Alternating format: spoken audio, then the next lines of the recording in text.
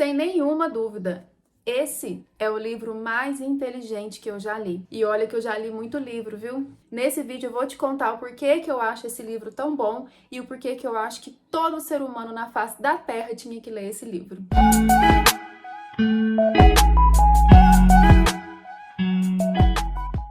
Sapiens, uma breve história da humanidade, é o nome deste livro super inteligente, escrito pelo historiador israelense Yuval Noah Harari, não tenho certeza se pronuncia assim, tá? Mas esse historiador basicamente fez uma pesquisa sobre a origem e a evolução do gênero Homo e da espécie Sapiens, mostrando todo o caminhar, né, todo o desenrolar da história da nossa espécie, desde lá dos primórdios, do surgimento do primeiro Homo sapiens, até hoje em dia, fazendo até uma reflexão de onde poderá parar o Homo sapiens, né, da forma como vai caminhando, qual será aí o nosso futuro. Bom, então falando um pouquinho sobre o livro, ele foi lançado em 2011. A forma como ele é estruturado, ele é dividido em 4 partes. Na primeira parte, o autor vem falar sobre o surgimento do gênero Homo, porque o gênero Homo veio antes da espécie Sapiens. Então ele começa falando sobre o gênero Homo, que surgiu há mais ou menos 2,5 milhões de anos atrás, e que esses animais eram praticamente insignificantes quanto ao impacto deles no ambiente. Era quase zero. Esse gênero Homo pertence à família dos chimpanzés, dos primatas, que por sinal são os nossos parentes mais próximos. O autor explica que dentro do gênero Homo, Homo significa humanos, né? Que dentro do gênero Homo existiam várias outras espécies. O Sapiens, que é a nossa espécie, é uma dessas espécies, mas já existiram outras espécies dentro do gênero Homo. E aí ele vai falando um pouquinho sobre essas espécies que existiram e que foram extintas. Inclusive ele vai trazendo os motivos por quais acredita que elas foram extintas e só sobrou os sapiens. Ele comenta que os humanos apareceram na África, os primeiros indícios de seres humanos foi na África. Ali eles foram se espalhando para a Ásia e para a Europa. E cada grupo foi evoluindo com características especiais, características diferentes. Então, cada grupo ficou com características únicas, né, de cada grupo. E se torna um erro a gente pensar que a evolução da espécie ela aconteceu de forma linear. Não foi assim. Às vezes a gente vê isso nos livros, na mídia, que a evolução aconteceu de forma linear, mas não é isso que aconteceu, não. Existiam várias espécies do gênero Homo, depois elas foram extintas, então não foi uma coisa linear, tá? E aí eu vou até citar uma frase interessante que o autor fala, que é o seguinte: nossa exclusividade é no mínimo interessante, para não dizer incriminatória. Por que que nós somos exclusivos? Nós não éramos e agora somos. Então, para não dizer que é algo incriminatório, ele diz que é, no mínimo, interessante, né? E aí o autor vai explicando e pontuando vários detalhes sobre a evolução humana. Ele comenta sobre a questão de termos um corpo ereto, em que isso impactou na espécie, a utilização do fogo, o desenvolvimento cerebral diferente de outras espécies, o uso das primeiras ferramentas, a evolução da linguagem, da escrita, da utilização dos números, como que isso foi interferindo na cadeia alimentar, na genética, na extinção das outras espécies, até chegar ao Homo sapiens que a gente conhece hoje, como nós somos hoje, e ser essa espécie única, né, que ficou aí no mundo. Uma coisa interessante que o livro aborda é sobre a revolução cognitiva, as formas de comunicação. O autor do livro fala que a evolução da comunicação permitiu que a cooperação entre grupos de Homo sapiens aumentasse demais. E uma coisa que surgiu nessa época foi a imaginação. Ele fala que imaginar fez com que os grupos se unissem.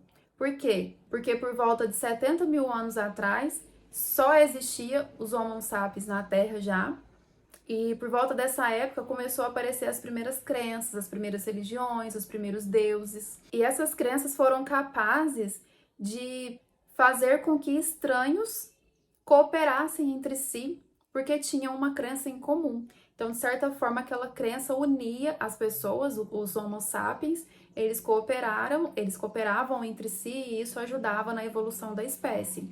Devido a essas crenças, além de aumentar a confiança entre os estranhos, isso ajudou na ordem social, para eles se organizarem em grupos maiores, né? Pessoas que tinham uma determinada crença se juntavam em determinado grupo, e as outras com outras crenças faziam outro grupo, e isso foi contribuindo para a organização social.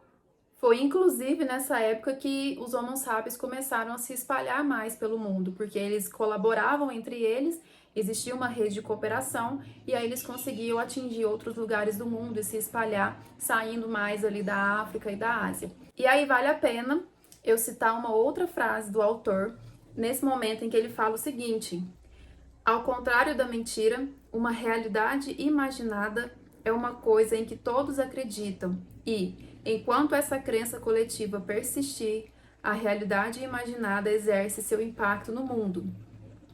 Ou seja, algo que a gente acredita que exista não é necessariamente uma mentira. É algo que faz a sociedade andar e isso impacta no mundo. Ele está dizendo aqui de uma forma até positiva, porque isso contribuiu para os povos se unirem e conseguirem contribuir e colaborar entre eles, né? Entre pessoas desconhecidas porque tinham uma crença em comum. Então, ele não chama a realidade imaginada de mentira. É só uma realidade imaginada que exerce seu papel no mundo. Enquanto aquela realidade existir, ela vai estar exercendo o seu papel. A partir do momento que deixa de se acreditar naquilo, aquilo já não tem mais valor na ordem social.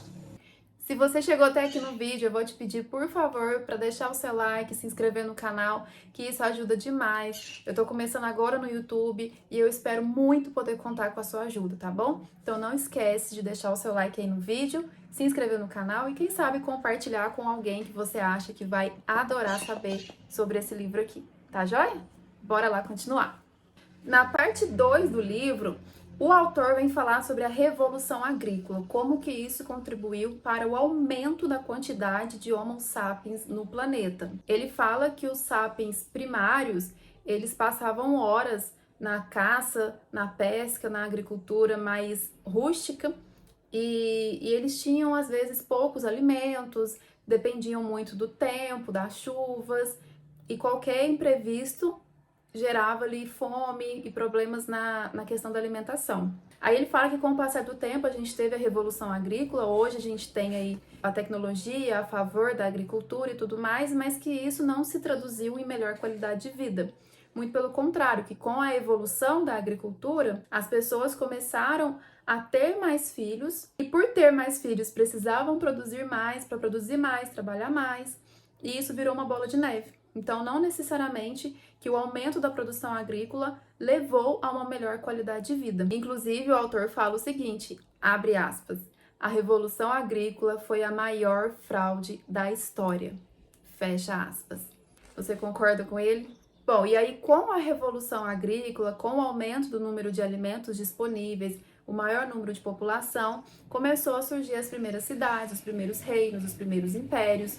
A partir daí começou a surgir as primeiras leis, as primeiras regras e ordens de convivência, aquelas mais rígidas, com alguém vigiando, se você não cumprir, você vai ser punido. Começaram então também as guerras, tudo começou a partir, segundo o livro, segundo o autor, a partir dessa revolução agrícola, né?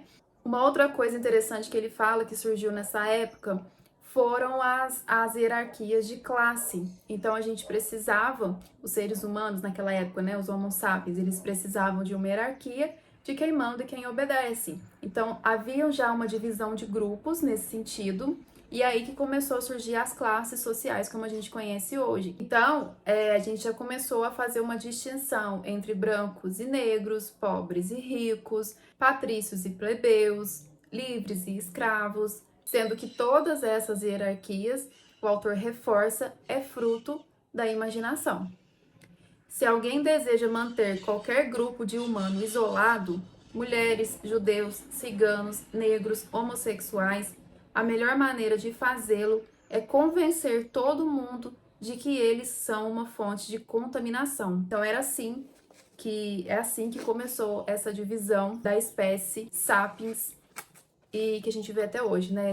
As pessoas divididas em grupos, alguns em uma hierarquia maior, outros menores, e vários grupos sendo discriminados, isolados, colocados de lado, né? Sem ganhar muita importância social, infelizmente. E isso tudo tem a ver com o surgimento daquilo que a gente chama de cultura. A cultura, ela tende a argumentar que só deve se proibir aquilo que é antinatural. Algumas culturas acham normal homens estuprarem mulheres no casamento. Então, até 2006, 53 países não consideravam crime os esposos estuprarem as suas mulheres. Porque isso era uma coisa natural, porque eles estavam casados, então não é crime estuprar a mulher. Faz parte do que a gente chama de cultura, que, como o autor fala, é uma ordem imaginada. Na parte 3 do livro, o Yuval ele vem falar sobre a unificação da humanidade. Então ele cita como a Revolução Francesa, por exemplo, teve um papel importantíssimo na unificação dos povos. A Revolução Francesa a gente teve aí como lema liberdade, igualdade e fraternidade, e isso deu origem a vários direitos humanos que são seguidos por povos do mundo inteiro.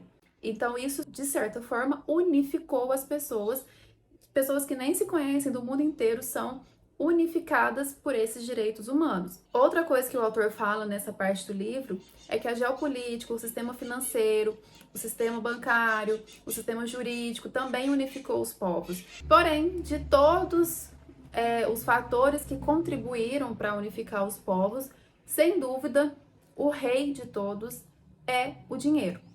O Yuval até cita uma coisa interessante que é o seguinte: as pessoas podem não crer no mesmo Deus e nem obedecer todas as leis, mas todas precisam de dinheiro.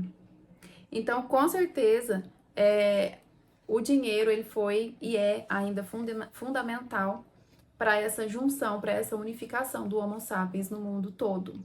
A parte 4, última parte do livro, sem dúvida, é a que mais me fez pensar e que mais me impactou.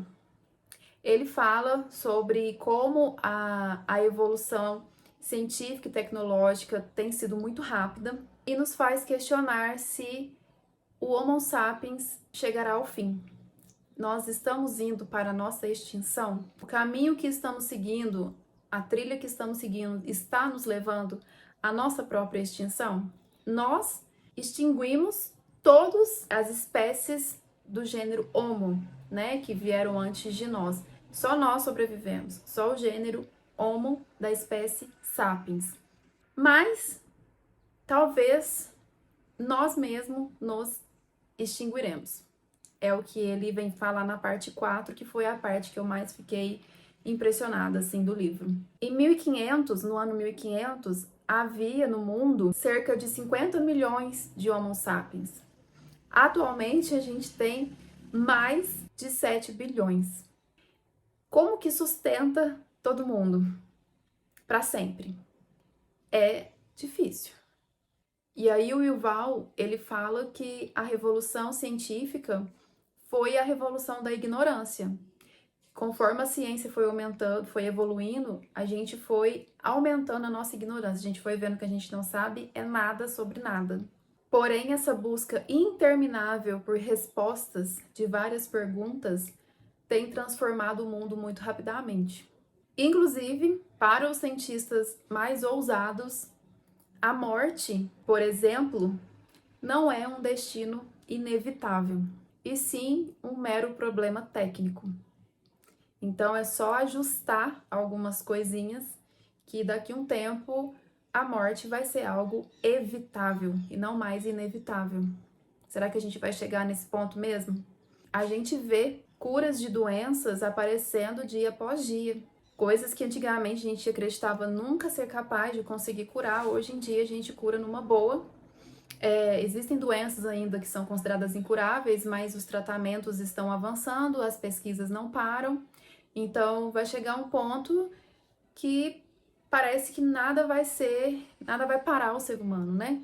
Todas as doenças vão ter alguma cura, vai ter algum tratamento, e aquelas que vão surgindo vai buscando uma forma de lidar com aquilo. Então, aonde vamos parar dessa forma? Quantos anos o ser humano vai viver daqui a um tempo, né? Será que ele vai morrer? É o que o autor está questionando. Esses cientistas mais positivos acreditam que a gente consegue evitar a morte daqui a um tempo. Hoje em dia a gente está vendo pessoas com órgãos transplantados, órgãos às vezes de outros animais. A gente vê pessoas utilizando mãos biônicas, por exemplo. Isso me lembra até uma série que eu tô assistindo agora. A série já é mais antiga, eu que demoro muito para assistir, mas é da Netflix, chama Black Mirror. E na série mostra, cada episódio vai mostrando como a tecnologia ela vai influenciando a vida das pessoas, né? Ela tá cada vez mais dentro da vida das pessoas e vai modificando de uma forma absurda.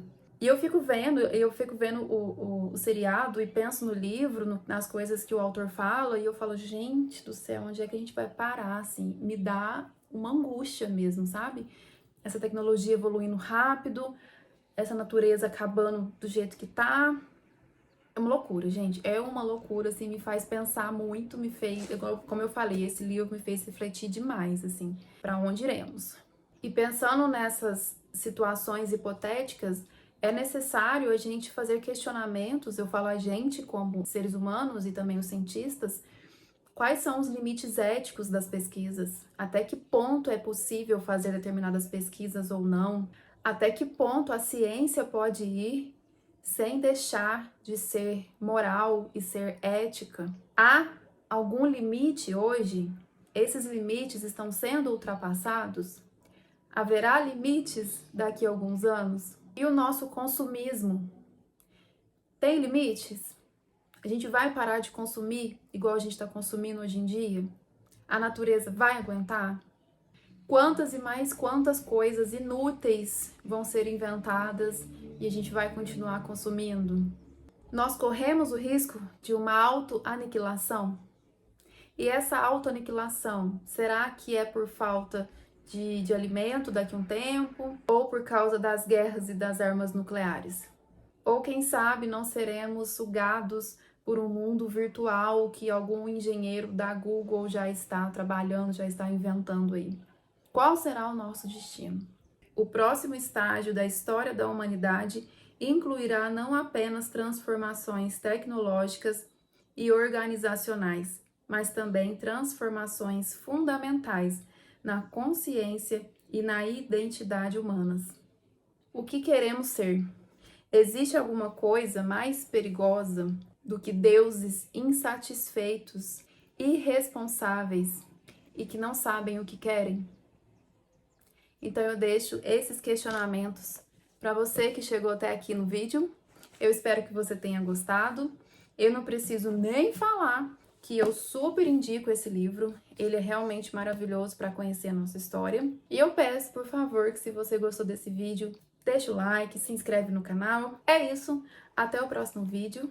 Tchau!